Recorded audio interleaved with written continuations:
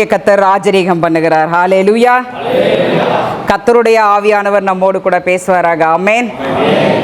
தானியேல் 9வது அதிகாரம் 23வது வசனம். நீ வேண்டிக் கொள்ள தொடங்கின பொழுதே கட்டளை வெளிப்பட்டது. இன்னைக்கு நாம் அநேக காரியங்களுக்காக கர்த்தரிடத்துல மாச கணக்கில் வருஷ கணக்கில் ஜெபம் பண்ணிட்டு இருக்கிறோம். இந்த காரியம் ஏன் எனக்கு நிறைவேறல, இவ்வளவு வருஷங்களாக நான் கர்த்தருக்காக காத்து கொண்டு இருக்கிறேனே, ஏன் இன்னும் என் வாழ்க்கையில் இது நடக்கலன்னு சொல்லிட்டு மனசில் தவித்து கொண்டு இருக்கிற திருச்சபை மக்கள் ஏராளம். ஜெபம் என்னன்னு தெரிஞ்சாதானங்க ஜெபத்துக்கு பதில் சொல்ல முடியும். இன்னைக்கு ஒரு அதிகாரி இருக்கிறாரு, அந்த அதிகாரி கிட்ட போய் நீங்க ஒரு மனு கொடுக்குறீங்க.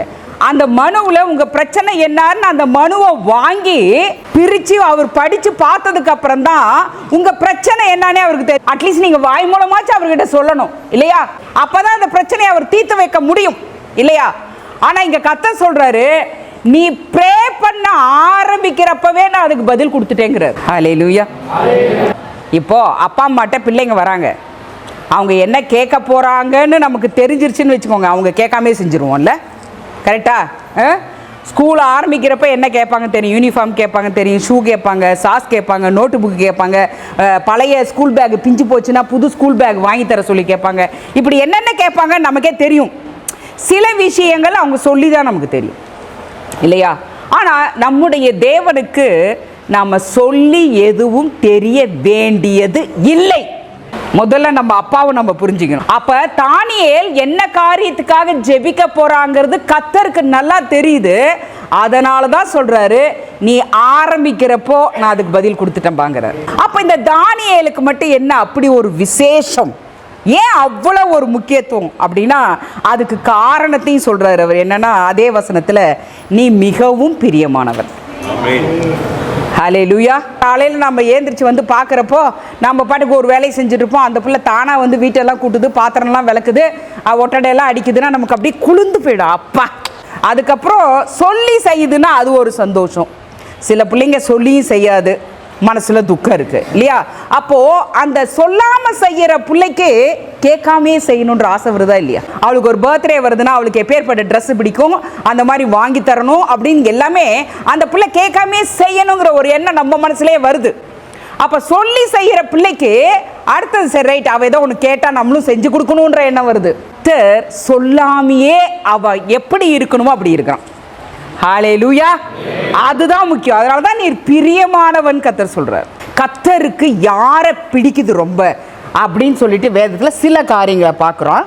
தானியேல் 10வது அதிகாரம் 12வது வசனம். நீ அறிவை அடைகிறதற்கும் உன்னை உன்னுடைய தேவனுக்கு முன்பாக சிறுமைப்படுத்துகிறதற்கும் உன் மனதை செலுத்தின முதல் நாள் துவக்கி உன் வார்த்தைகள் கேட்கப்பட்டது. நம்முடைய ஜெபங்களை எப்பொழுது கேட்க ஆரம்பிக்கிறேன்னு சொல்றாரு இதுல. நாம் அவரை அறிகிற அறிவை என்றைக்கு தேட ஆரம்பிக்கிறோம், தேடி அதன்படி வாழ ஆரம்பிக்கிறோம், அவருக்கு முன்பாக நம்மை தாழ்த்த ஆரம்பிக்கிறோம், அன்னையிலிருந்து தான் அவர் தன்னுடைய செவியை நமக்காக திறக்கிறார். ஹல்லேலூயா. அப்ப நாம யோசிக்கணும், இன்றைக்கு தேவன் தன்னுடைய செவிகளை எனக்கு திறந்து கொடுக்கிற தகுதியை நான் பெற்று கொண்டு விட்டேனா? ஃபார் எக்ஸாம்பிள், இன்னைக்கெல்லாம் பிள்ளைங்க பிறந்துட்டாவே இல்லை கன்சீவ்டா இருக்கிறப்பே ஆரம்பிச்சிடுறாங்க எந்த ஸ்கூல்ல சேர்த்தணும் இருக்குது. எக்ஸ்ட்ரா கரிக்குலர் ஆக்டிவிட்டீஸ், நீச்சல் இருக்குதா, டான்ஸ் இருக்குதா, பாட்டு இருக்குதா, கிட்டார் இருக்குதா, அந்த கிளாஸ் இருக்குதா, இந்த கிளாஸ் இருக்குதா, ஸ்கூலை போட்டு அலசி ஆராய்ச்சி எல்லாம் தேடி கண்டுபிடிச்சு புள்ள ஸ்கூலுக்கு போற வயசு வரதுக்கு முன்னாடி எல்லாத்தையும் ரெடி பண்ணி வச்சிடறோம். அந்த அறிவை தேடுறோமா? புள்ள எந்த காலேஜில் படிச்சு முடிச்சுட்டு வெளியே வரப்பே கேம்பஸ் இன்டர்வியூல செலக்ட் ஆகி ஜாபோட வெளியே வருவா, அந்த அறிவை தேடுறோமா? எதுல இன்வெஸ்ட் பண்ணலாம்? மியூச்சுவல் ஃபண்ட்ல இன்வெஸ்ட் பண்ணலாமா, ஷேர் மார்க்கெட்ல போடலாமா, இல்ல கொஞ்சம் சேர்த்து வச்சு நிலம் வாங்கி போடலாமா? இப்படி நமக்கு கர்த்தர் கொடுத்ததை இன்னும் பெருக்குவதற்கு நம்ம என்ன பண்ணலாங்கிற அந்த அறிவையெல்லாம் நம்ம தேடுறோமா இல்லையா? பரலோகத்துக்கு போகணும்னா என்னை உருவாக்கின தகப்பனை பத்தி நான் நல்லா தெரிஞ்சு வச்சிருக்கணும். அந்த பரம தகப்பன் என் மேல அன்பு கூர்ந்து இந்த பூமிக்கு அனுப்பின ஆண்டவர் இயேசுவை குறித்து நான் நல்லா தெரிஞ்சு வச்சிருக்கணும். ஆவியினால நான் வழி நடத்தப்படணும். வார்த்தைகளை கேட்கிறவர்களாக மாத்திரம் இருக்கக்கூடாது, அதன்படிக்கு நடக்க மனதுள்ளவர்களாக இருக்கணும். இந்த அறிவை தேடுறோமா? ஒரே பிதாவாகிய உம்மையும் நீர் அனுப்பினவராகிய கிறிஸ்துவையும் அறிவதே நித்திய ஜீவன். மற்றவர்களை நான் பார்க்கிற பார்வை, மற்றவர்களிடத்தில் நான் பேசுகின்ற வார்த்தை, மற்றவர்களுக்காக நம்ம செய்கிற காரியங்கள் இதை தான் நான் கிறிஸ்துவ அறிஞ்சு வச்சிருக்கிறேனா இல்லையாங்கிறதே வெளிப்படுத்த முடியும். அப்ப நான் எந்த அளவுக்கு அந்த அறிவை பெற்றிருக்கிறேன், அந்த அறிவின் வழியில ஒவ்வொரு நாளும் நான் எப்படி வாழ்ந்து காண்பித்துக் கொண்டிருக்கிறேன். கிறிஸ்தவ வாழ்க்கை என்பது ஏட்டு சுரைக்காய் அல்ல. ஏட்டு சுரைக்காய் கறிக்கு உதவாது. எழுத்து கொள்ளுகிறது ஆவியோ. வேதம் என்பது எழுத்தளவில் இருந்தால் அது நம்முடைய நடைமுறை வாழ்க்கைக்கு பிரயோஜனமா இருக்காது. ஆனால் அது நம்முடைய அன்றாட வாழ்க்கையில் ஐக்கியப்பட்டால், ஒப்புரவானால் மட்டுமே நம்முடைய வாழ்க்கையை உயர்த்தும், பரலோகம் வரைக்கும் உயர்த்தி கொண்டு போகும். ஹல்லேலூயா. அப்போ இந்த தேவனை பற்றின ஒரு அறிவு தேவை. நினிவே பட்டணத்தார் பாவம் செய்றாங்க. ஆண்டவர் சொல்றாரு 40 நாள் தான்ப்பா உங்களுக்கு கிருபையின் காலம். இந்த 40 நாள்ல மனம் திரும்பலன்னா இந்த பட்டணம் கவிழ்க்கப்பட்டு போகும், இந்த பட்டணத்தில் இருக்கிற எல்லா மக்களும் அழிந்து போக போறாங்கன்னு யார்கிட்ட சொல்றாரு? யோனா தீர்க்கதரிசிட்ட போய் சொல்லி அனுப்புறாரு. போய் தீர்க்கதரிசி ஒரு வழியா அவன் டைரக்ஷன் மாறி அதுக்கப்புறமா கர்த்தருக்கு கீழ்ப்படிஞ்சு போய் சொல்லிடுறான். இப்போ அந்த மக்கள் மனம் திரும்பிட்டாங்க. சொன்னவன் மனம் திரும்பல. எல்லாமே ஆடு மாடு எல்லா விலங்குகள் எல்லாமே அவங்களுடைய பெட் அனிமல்ஸ் முதற்கொண்டு எல்லாமே ரட்டுடுத்தி சாம்பல்ல உட்கார்ந்து உபவாசம் இருந்து 40 நாள் யாரும் தண்ணி குடிக்கல, யாரும் ஆகாரம் சாப்பிடல. 40 நாள் ராஜா முதற்கொண்டு கீழே இருக்கிற விலங்குகள் வரைக்கும் எல்லாமே ஃபாஸ்டிங். ஏங்க இந்த அனிமல்ஸ் எல்லாம் கத்தணும்? மனுஷன் செஞ்ச பாவத்துக்காக நோவா காலத்துல இந்த விலங்குகள் பறவைகள் எல்லாமே செத்து போச்சு. பாவம் செஞ்சது யாரு? நம்ம. செத்தது விலங்குகள் பறவைகள் எல்லாமே. இப்ப அதுங்க கத்துது இவங்களுக்காக, ஐயோ இவங்களை உயிரோட விடுங்க, எங்களையும் உயிரோட விடுங்க. அப்படி ஃபாஸ்டிங் இருக்கிறாங்க. கர்த்தர் தான் சொன்னதை செய்யாதபடிக்கு மனம் மாறினார். 2 காரியம் அவங்க செய்வாங்க. ரெட்டுடுத்தி சாம்பல்ல உட்கார்றாங்க. ராஜ வஸ்திரம் தரிச்சிட்டு இருந்தவன் யோனாவுடைய வார்த்தை கேட்ட உடனே செஞ்ச வேலை என்ன தெரியுங்களா? அது எல்லாத்தையும் கழட்டி போட்டான். முதல்ல ரெட்டை தான் உடுத்தனா. அந்த காலத்தில் உபவாசத்துக்காக ஒரு எளிமையான ஒரு வஸ்திரம், சில நேரங்களில் அது ஆட்டு மயிர்னால தயாரிக்கப்பட்டிருக்கும், சில நேரங்களில் அது சணல்ல தயாரிக்கப்பட்டிருக்கும். நான் ஒன்றுமே இல்லை அப்படின்னு கர்த்தருக்கு முன்பாக தங்களை தாழ்த்துவதற்காக. 2வது சாம்பல்ல உட்காருவாங்க. ஏன் சாம்பல்ல உட்காரணும்? ஏன் வேற எதுலையும் உட்காரக்கூடாது? பணத்தெல்லாம் எரிச்சதுக்கு அப்புறம் என்ன கடைசியில் மிஞ்சும்? சாம்பல் தான் மிஞ்சும். இன்னைக்கு போய் மின்மயானத்தில் கொடுத்ததுக்கு அப்புறம் இதோ பெரிய உடம்ப எரிச்சிட்டு கடைசியில் இத்தினோண்டு சாம்பலை கொடுப்பாங்க. இந்த சரீரம் எரிஞ்சு சாம்பல் ஆகுது, ஆத்துமாவும் ஆவியும் கிளம்பிடுது. ஆத்துமாவியும் ஆவியும் இந்த சரீரத்தை விட்டு பிரிஞ்சு போகிறத தான் நம்ம மரணம் சொல்றோம்.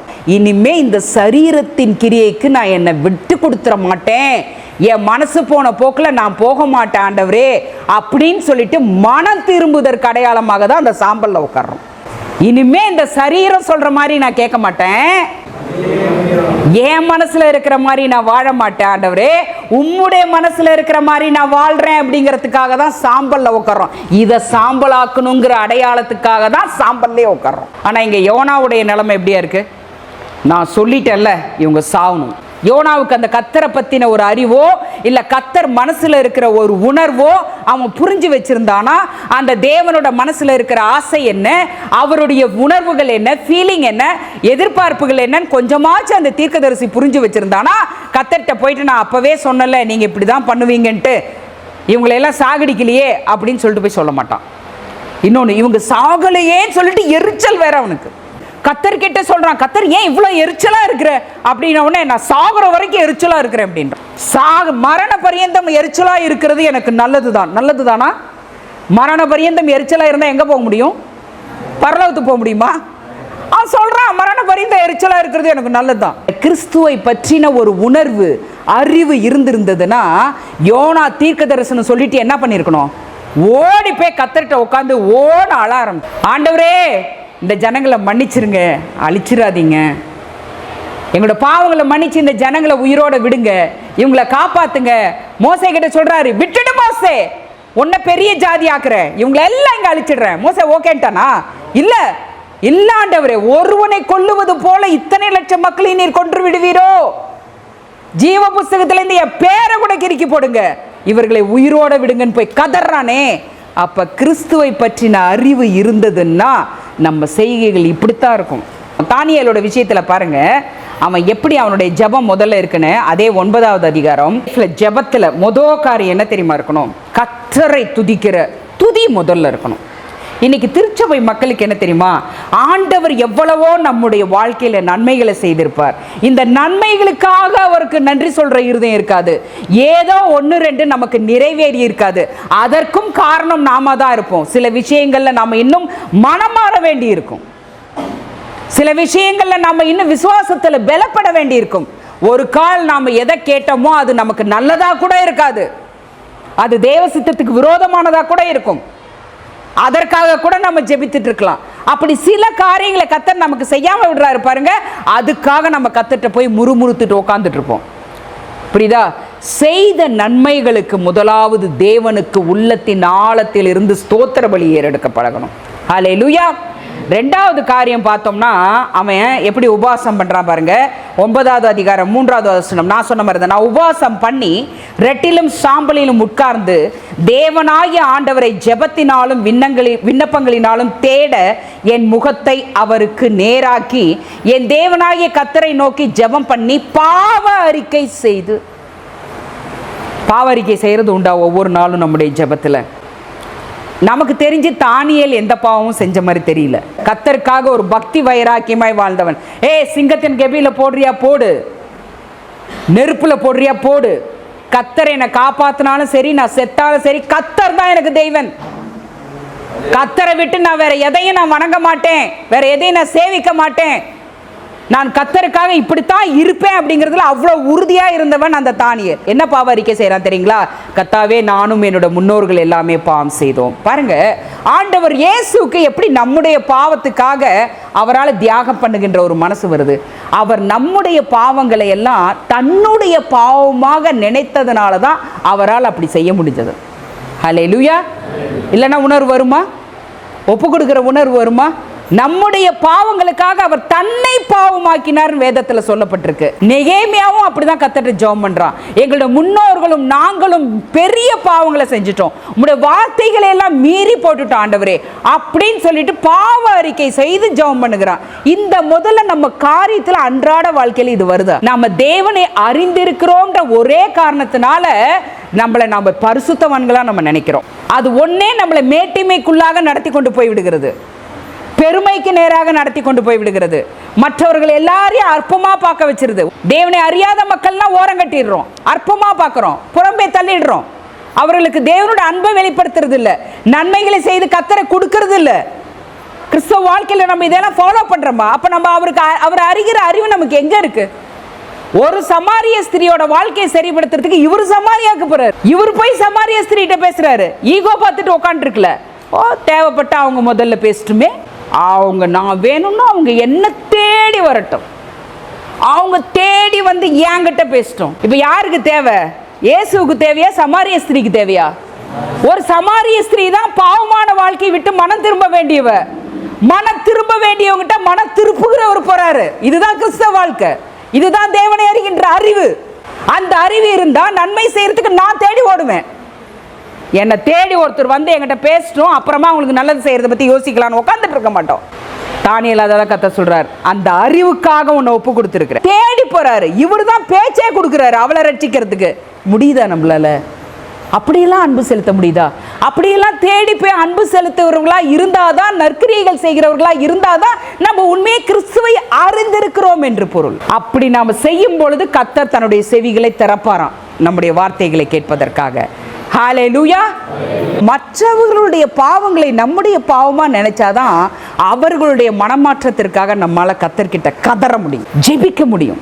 ஏன் கர்த்தர் இவனை பிரியமானவன் சொல்றாரு? இதுதான் காரணம். அதுல 2வது வசனம் பாருங்க. தானியேலாகிய நான் எருசலேமின் பால் கடிப்புகள் நிறைவேறி தீர 70 வருஷம் செல்லும் என்று கர்த்தர் எரேமியா தீர்க்கதரிசியோட சொல்லிய வருஷங்களின் தொகையை புஸ்தகங்களினால் அறிந்து கொண்டேன். பாபிலோன்ல 70 வருஷம் இவர்கள் சிறைப்பட்டு இருப்பார்கள் இஸ்ரவேலர் என்று அவன் தீர்க்க தரிசன புத்தகத்தை பார்த்து தெரிந்து கொண்டான். புரியுதுங்களா? நம்ம வாழ்க்கையில இது நடக்காதுன்னு தெரிஞ்சு நம்ம ஜெபம் பண்ணுவோமா? அவன் பண்றான், எனக்கு ஒண்ணு கிடைக்காது, மற்றவங்களுக்கு தான் அது கிடைக்க போகுது அப்படின்னு தெரிஞ்சு ஜெபம் பண்றதுக்கு என்ன இருக்கா? இவன் பாபிலோன்ல சிறைப்பட்டு போனவன் தானியேலுடைய கடைசி காலம் வரைக்கும் அங்கேயே தான் இருக்கான். அவன் பாபிலோன்லயே தான் இறந்து போகிறான். நம்ம இஸ்ரவேல் தேசத்துக்கு நம்ம திரும்ப போக மாட்டோம், நம்ம சொந்த பந்தங்களை நம்ம திரும்ப போய் பார்க்க போறது இல்ல, நம்முடைய வாழ்க்கை என்னோட ஆயுசு இங்கே தான் முடிய போகுது அப்படின்னு சொல்லிட்டு தானியேலுக்கு மிக நல்லாவே தெரியும். 70 வருஷம் கழிச்சு எந்த ஜனங்கள் இங்க இருக்கிறாங்களோ அவங்க தான் இங்க இருந்து விடுதலையாகி போக போறாங்கன்னு அவனுக்கு நல்லாவே தெரியும். புரியுதா? ஆனாலும் அவர்களுக்காக இவன் ரட்டு உடுத்தி சாம்பல்ல உட்காந்து உபவாசம் பண்ணி கத்தர்கிட்ட ஜெபம் பண்றானே, இப்படி ஜெபிக்க முடியுதா? எனக்கு கிடைக்காத ஒன்றுங்க மற்றவங்களுக்கு கிடைக்குதுன்னா ஜெபம் பண்ண முடியுமா? நாம பிளாட்ஃபார்ம்ல பிச்சை எடுத்துட்டு இருக்கிறோம் அப்படின்னா அடுத்தவங்க நல்லா வசதியா வாழணும்னு ஜெபம் பண்றதுக்கு என்னைக்காச்சும் என்ன இருந்திருக்கா? இல்ல மற்றவங்க நல்லா தான் இருக்கிறாங்க அதை பார்த்து பொறாமப்படாமச்சு இருக்க முடியுதா? இல்ல எரிச்சல் அடையாம இருக்க முடியுதா? மற்றவர்கள் விடுதலையாகி போகணும், தன்னுடைய ஊருக்கு தன்னுடைய சொந்த பந்தங்களை பார்க்கணும், தேவன் வாக்குத்தத்தம் பண்ணின தேசத்திற்கு அவர்கள் போய் சேர வேண்டும்ங்கிறதுக்காக இவன் இன்றைக்கு ரட்டுடுத்தி சாம்பல்ல உட்காந்து பாவ அறிக்கை பண்ணி ஜெபம் பண்றானே, இந்த அறிவு இருக்கா? இந்த எண்ணம் இருக்கா? இது இருந்தா நம்ம கிறிஸ்தவர்கள் நம்மள சொல்லிக் கொள்ளலாம். தேவ சித்தம்னு ஆண்டவர் இயேசு சொல்றாரே, இதுதான் பிதாவுடைய சித்தம். இந்த தேவ சித்தத்துக்கு அவன் தன்னை ஒப்பு கொடுக்கிறதுனால தான் கர்த்தர் சொல்றாரு, நீ எனக்கு ரொம்ப பிரியமானவன். நீயே முன்னோர்கள் தேவனுடைய வார்த்தைக்கு கீழ்ப்படியாமல் பாவம் செய்ததனால அடுத்த சந்ததி எல்லாம் சிறைப்பட்டு போகுது பாபிலோனுக்கு. எசேக்கியேல் 18வது அதிகாரம் 1வது வசனத்திலிருந்து, கர்த்தருடைய வார்த்தை எனக்கு உண்டாகி, அவர் பிதாக்கள் திராட்சை காய்களை தின்றார்கள், பிள்ளைகளின் பற்கள் கூசி போயின. முன்னோர்கள் பாவம் செஞ்சாங்க, பிள்ளைகள் அனுபவிக்கிறாங்க. நம்முடைய வாழ்க்கையில் ரொம்ப ஜாக்கிரதையா இருக்கணும்.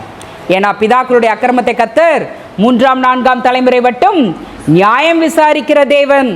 இனி இஸ்ரவேலில் இந்த பழமொழியை சொல்வது இல்லை என்பதை என் ஜீவனை கொண்டு சொல்லுகிறேன் என்று கர்த்தராகிய ஆண்டவர் உரைக்கிறார். இதோ எல்லா ஆத்துமாக்களும் என்னுடையவைகள், தகப்பனின் ஆத்துமா எப்படியோ அப்படியே மகனின் ஆத்துமாவும் என்னுடையது, பாவம் செய்கிற ஆத்துமாவே சாகும். பழம் இனிப்பா இருக்கும், காய் எப்படி இருக்கும்? கசக்கும், இல்லைன்னா புளிப்பா இருக்கும். புரியுதா? ஸோ நம்முடைய கிரியைகள் நல்ல கிரியைகளா இருக்கணும், பாவமா இருக்கக்கூடாது. தேவனுடைய சத்தியத்தின்படி நலமான கிரியைகளா இருக்கணும். ஸோ முற்பிதாக்கள் பாவமான காரியங்களை செய்த பொழுது அது திராட்சை காய்களை அவர்கள் தின்ற போது பிள்ளைகளுக்கு பல்லு கூசி போச்சு. அதனுடைய தண்டனை அடுத்த ஜெனரேஷனுக்கு இவங்க எல்லாமே சிறைப்பட்டு போனார்கள். அதனால இவன் அவர்களுக்காக பாவ அறிக்கை செய்கிறான். முன்னோர்கள் செய்த பாவத்திற்காகவும் சேர்த்து என்ன பண்றான்? பாவ அறிக்கை செய்து கொண்டிருக்கிறான். இன்றைக்கு என்னதான் நம்முடைய முன்னோர்கள் பாவம் செய்திருக்கலாம், அவர்களுடைய தலைமுறையினுடைய சாபம் நம்ம மேல இருக்கலாம், இல்ல நம்மளுடைய பாவங்கள் இருக்கலாம். ஆனால் ஆண்டவர் இயேசுவின் ரத்தம் சகலவற்றிலிருந்தும் நம்மை நீக்கி மன்னிப்பை கொடுக்கக்கூடியது. அது ஆண்டவருடைய ரத்தம் மட்டுமே. நம்முடைய முன்னோர் யாராச்சும் என்னென்ன பாவம் செஞ்சிருக்கோன்னு சொல்லியிருக்காங்களா? இல்லை நாம தான் நம்ம பிள்ளைங்கிட்ட சொல்லியிருக்கோமா?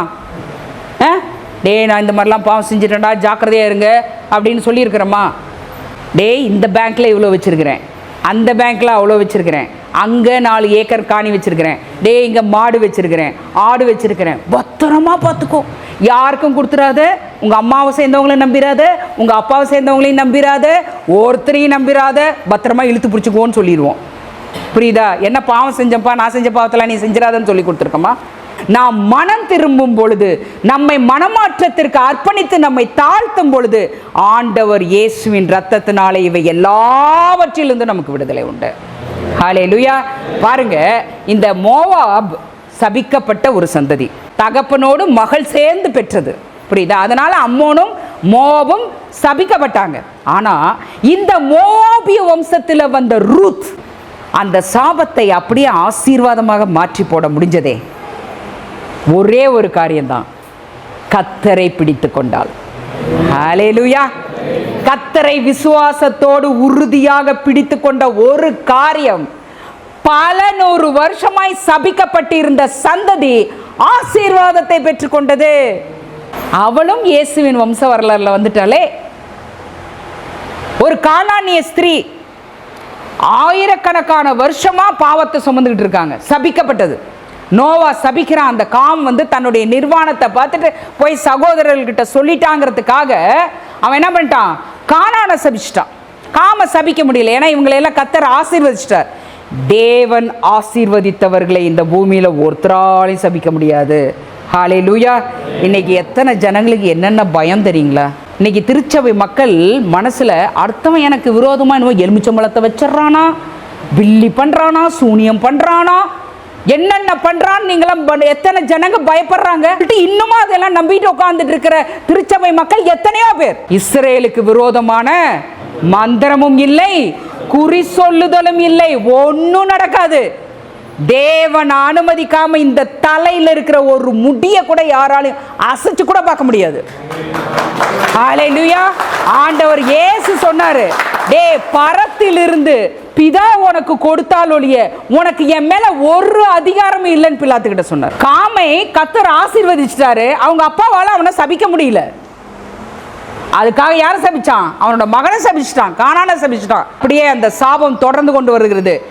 கானானிய ஸ்திரீ வர ஆண்டவர் இயேசுகிட்ட, என் பிள்ளையை சுகப்படுத்துங்கன்னு. இவர் உடனே சொல்லிட்டாரு, பிள்ளையின் அப்பத்தை எடுத்து நாய்க்குட்டிக்கு போறது சரியில்லை. ஏன்? நாய்க்குட்டி யாரு? கானான். சோ இஸ்ரவேலருக்குன்னு வைத்திருக்கிற ஆசீர்வாதத்தை தூக்கி சபிக்கப்பட்ட இந்த நாய்க்குட்டிக்கு போறது சரியில்லைங்கிறார் ஆண்டவர் இயேசு அவகிட்ட. அவளும் விடுறதா இல்லை. அவ என்ன தெரியுமா சொன்னா? ஆண்டவருக்கு பதில், ஆமாதான் ஆண்டவரே, ஆனா நீங்க பிள்ளைகள் இஸ்ரவேல் ஜனங்களை சொல்றீங்களே, அவங்க உங்களுடைய வார்த்தைகளை எடுத்துக்கிறதே இல்லை. அவங்க உங்களுடைய வார்த்தைகள் எல்லாம் வேண்டாத துணிக்கைகளாக தள்ளி கொண்டிருக்கிறார்கள். அந்த துணிக்கைகளை நான் எடுத்து சாப்பிடுவேன்றா. ஆண்டவர் சொல்லிட்டா, அப்பா இவ்வளவு விசுவாசமா உனக்கு? 1000 வருஷத்துக்கு மேல தொடர்ந்து இருந்த சாபத்தை ஒரு நிமிஷத்துல அவ தன்னோட விசுவாசத்தினால தூக்கி போட முடிஞ்சதே. ஹல்லேலூயா, ஹல்லேலூயா. அதுதான் விசுவாசம். அவரை பிடிச்சிட்டா போதும், அவர் மேல நம்பிக்கை வச்சா போதும், எல்லாம் மாறும். தானியேலுக்கு அந்த விசுவாசம் இருந்தது. நான் இந்த சிறையிலிருந்து விடுதலை ஆகி போகலனாலும் பரவாயில்ல, நான் பாபிலோன்ல செத்தாலும் பரவாயில்ல, மற்றவர்கள் விடுதலை ஆகணும். என் தேவனிடத்தில் திரளான மன்னிப்புகளும் இரக்கங்களும் உண்டு. அதனால இந்த ஜனங்களை எல்லாரும் நீர் விடுதலையாக்க வல்ல தேவனா இருக்கிறீர்ப்பா அப்படின்னு சொல்லிட்டு ஜெபம் பண்றான். இதை பார்த்த தேவன் சொல்றாரு, அப்பா நீ எனக்கு பிரியமானவன். தானியேல் எனக்கு ஏதாச்சும் வேணும்னு நாங்கள் ஜெபம் பண்ணானா? எனக்கு இது கொடுங்க ஆண்டவரேன்னு ஏதாச்சும் கேட்டு ஜெபம் பண்ணானா? அவன் ஜெபம் பண்ணதெல்லாம் மற்றவங்களுக்கு. புரிஞ்சிட்டிங்களா? திருச்சபை மக்கள் ஆசீர்வாதமாக இருக்கணும்னா மற்றவங்களுக்காக ஜெபம் பண்ணுங்க. உங்களுக்கு என்ன எந்தெந்த வேலையில் செய்யணும் கர்த்தர் ஏற்கனவே பிளான் பண்ணிட்டு தான் அம்மாவுடைய கற்பத்திலே கொடுத்தார். அவருடைய பிளான் இனி புதுசாக இல்லை, எல்லாமே ஏற்கனவே பிளான் பண்ணியாச்சு. அது ஆட்டோமேட்டிக்காக நம்முடைய வாழ்க்கையில் அவருடைய சித்தம் நடந்து கொண்டே இருக்கும். புரியுதா?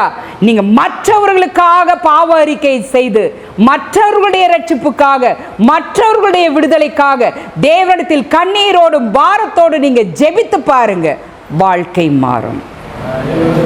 புரியுதா? தேவனை அறிகின்ற அறிவை பெற்றவர்கள் சுயநலத்தோடு இருக்க முடியாது. மரக்காலை தூக்கி விளக்கு மேல வச்சோன்னா என்ன ஆகும்? உள்ள இருக்கிற ஆக்சிஜன் இருக்கிற வரைக்கும் எரியும், அதுக்கப்புறம் கப்புன்னு அணைஞ்சு போயிடும். அதுதான் சுயநலமான வாழ்க்கை. நம்ம மரக்கால போய் சுயநலங்கிற மரக்கால தூக்கி அப்படியே வைக்கக்கூடாது. நம்ம எல்லாருக்கும் ஒழியா இருக்கணும். ஹல்லேலூயா. அப்படி இருந்து பார்த்தோம்னா கர்த்தர் ஒரு வார்த்தை சொல்றாரு, நீ கேட்கறதுக்கு முன்னாடி நீ வேண்டிக் கொள்ள தொடங்கின பொழுது என்கிட்ட இருந்து உத்தரவு வெளியே வரும். ஹல்லேலூயா. கர்த்தர் நம்முடைய கண்ணீர், ஒவ்வொரு துளி கண்ணீரும் கர்த்தர் என்ன பண்றாராம்? துருத்தியில வச்சு கணக்கு வச்சிருக்கிறானா. நம்ம என்ன பண்ணுவோம்? கண்ணீர் வந்து அப்படி கர்ச்சீஃப்ல அப்படி தொடச்சிட்டு போயிடுவோம். நம்ம பாரத்தோடு, உண்மையான அன்போடு, மாய்மாலம் இல்லாத அன்போடு, மாறாத அன்போடு, சத்தியத்தின்படி நாம மற்றவர்களுடைய ரட்சிப்புக்காக, நம்முடைய ரட்சிப்புக்காக விடுகின்ற ஒவ்வொரு துளி கண்ணீரையும் அக்கவுண்ட்ல வச்சிருக்கிறார். இந்த பூமியில யாராச்சும் அதெல்லாம் அக்கௌண்ட்ல வச்சிருக்காங்களா? பணத்தை தான் அக்கௌண்ட்ல வச்சிருக்காங்க. ஆனா ஆண்டவர் நம்ம விடுற கண்ணீர் எல்லாம் அக்கௌண்ட்ல வச்சிருக்கிறார். இப்படிப்பட்ட தெய்வத்தை பெற்ற ஜனம் நம்ம எவ்வளவு பெரிய பாக்கியவான்கள். ஹல்லேலூயா. அந்த கண்ணீருக்கெல்லாம் கணக்கு வச்சு நமக்கு ஆசீர்வாதத்தையும் நன்மைகளையும், உச்சிதமான ஆசீர்வாதங்களை கொடுக்கிறவர், உச்சிதமான கோதுமையை கொடுக்கிறவர், மேலான தேனை கொடுக்கிறவர். அப்படி கொடுக்கறதுக்கு அவர் காத்துட்டு இருக்கிறாரு. ஆனா அவர்கிட்ட எப்படி வாங்கிக்கிறதுன்னு தான் நமக்கு தெரியும். கர்த்தர் கொடுத்ததுலேருந்து கொடுக்குறோம், கர்த்தர் கொடுக்கிற பணத்திலிருந்து கொடுக்குறோம் ஊழியத்துக்கு. உண்மை, நல்ல விஷயம், ஆசீர்வாதமான காரியம். பல மடங்கு கர்த்தரை பெருக பண்ணி கொடுப்பார், உண்மைதான். கர்த்தர் கொடுத்ததிலிருந்து கர்த்தருக்கு கொடுக்கிறோம். கர்த்தருக்காக நம்மை கொடுக்க வேண்டும். அல்லேலூயா. இதை செய்ய தவறுனா பரலோகத்துக்கு போக முடியாது. அதை தானியேல் செஞ்சான், கர்த்தர்கிட்ட பிரியமானவனாக இருந்தான். ஹல்லேலூயா. அவன் கேட்கறதுக்கு முன்னாடியே பதில் அங்கிருந்து வந்துருச்சு. அப்படி ஒரு பதில் வேணும்னா நாம் அவருக்கு பிரியமானவர்களாக மாறணும். கண்களை மூடும். அப்பா, நாங்கள் உமக்கு, உம்முடைய இருதயத்திற்கு பிரியமானவர்களாக மாறணும் ராஜா. Yes daddy. நீர் ஒரு முகாந்திரம் இல்லாமல் இந்த சபைக்கு எங்களை அனுப்பவில்லை ராஜா. ஆமேனப்பா. ஈசாய் வேணா தாவீதை ஒரு முகாந்திரத்திற்கு அனுப்பிச்சிருக்கலாம்.